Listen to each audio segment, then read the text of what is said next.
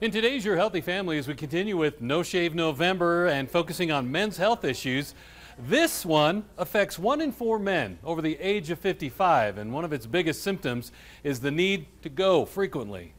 I was probably around 45 that I noticed, and would have to get up more frequent at night to urinate. Gary Baker is a rancher who spends most of his days on a tractor. Days and nights that were interrupted by the need to go to the bathroom, sometimes every half hour. You're exhausted because you haven't had the amount of sleep that you need. And then anxiety sets in, you're just irritable through the day. So there are a lot of side effects. Gary's one of nearly 40 million American men who suffer from an enlarged prostate.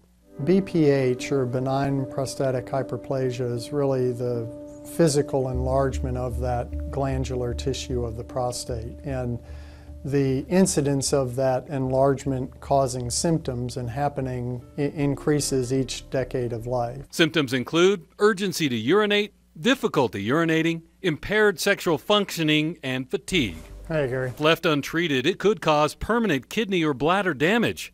At one point, Gary was on medication for BPH and anxiety. When you get to a point, you realize that you'll do anything. UroLift is an FDA-approved outpatient, minimally invasive procedure that uses tiny implants to relieve obstruction of the prostate with no cutting, heating, or removal of tissue, as with previous treatments. It's literally like holding the lobes of the prostate open, just like opening the curtains on center stage. Newly released trial results show the UroLift system is the only BPH procedure that does not cause new symptoms of sustained sexual dysfunction.